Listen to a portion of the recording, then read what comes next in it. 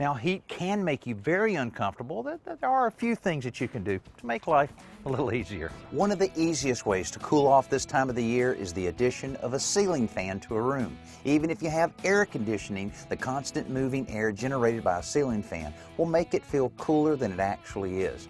And adding one to an outside living area can make all the difference in how comfortable that space might be. The key thing to remember is that in warm weather, you want that fan turning counterclockwise as you look up at it from the ground. Adding an exhaust fan to your attic is another great way to stay cool because it pushes out the hot air at the top of your attic, drawing in cooler air from the soffit or overhang areas. If you choose one that's powered by its own solar cells, you can see all these benefits without adding 1 cent to your utility bill. To minimize heat gain in your home from exposure to the sun, there's several things that you can do. The easiest is simply draw the blinds to stop some solar heat gain, or add window film to the inside surface of single pane windows to do the same thing without obstructing the view. The ideal solution, though, is to install windows with a low E coating.